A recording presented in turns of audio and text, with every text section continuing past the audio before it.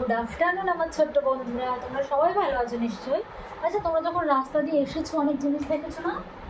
আচ্ছা, কে কি দেখেছো আমাকে বলবে। আমরা আজকে একসাথে মজা করে কিন্তু এগুলোই আলোচনা করব। আচ্ছা, তুমি রাস্তাতে আসার সময় কি দেখেছো বলো তো? ও, তুমি একটা ছাগল দেখেছো। ও, ছাগল ইংরেজি কি বলো তো? তুমি বলো তো, বলে ফেলো তো ছাগল ইংরেজি কি? ভেরি গুড, ছাগল ইংরেজি কিন্তু গোট। আমাদের বন্ধু কিন্তু বললো যে ও ছাগল দেখেছে। তাহলে চলো দেখে নিই ছাগল বানানটা। ও এটা দেখেছে। এবার দেখো, আমি তোমাদের সামনে একটা ছবি আঁকছি, তোমরা দেখে বলবে এটা আমি কিসের ছবি আঁকছি। কেমন? তোমরা খেয়েছো কিনা এটা আমাকে বলবে। তোমরা দেখো তো এটা কিসের ছবি আঁকলাম। হ্যাঁ, একদম ঠিক বলেছো, এটা কিন্তু আনারস। ইংরেজিতে বললে হবে পাইনঅ্যাপেল। তাহলে তোমরা খেয়েছো সবাই?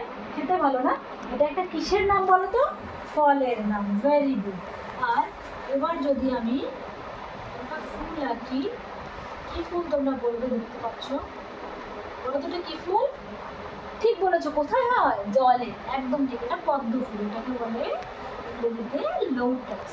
তাহলে তোমরা এটা একটা ফল পেলাম, এটা একটা ফুল পেলাম। এবার যদি আরেকটা জিনিস হইতে তোমাদের সামনে, এটা কিসের ছবি বলো দেখি? এটা কোথায় দেখা যায়? হ্যাঁ, ঠিক বলেছো, এটা কিন্তু ফুলে ফুলে উড়ে বেড়ায়। এটা হচ্ছে বাটারফ্লাই, মানে প্রজাপতি।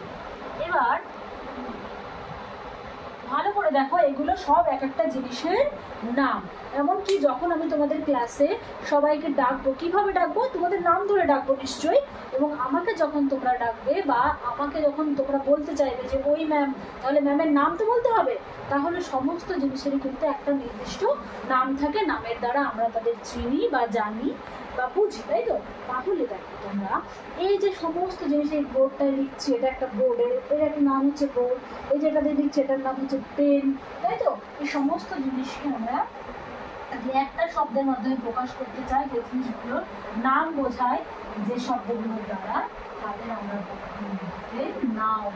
তাহলে নাউন মানে কি? যে সমস্ত শব্দের দ্বারা আমরা কোনো জিনিসের বা কোনো বস্তুর বা কোনো জায়গার বা কোনো যে কোনো জিনিসের নাম বোঝায়, সেটাকে আমরা বলি নাউন। তাহলে আমরা বুঝতে পারলাম নাউন মানে কি?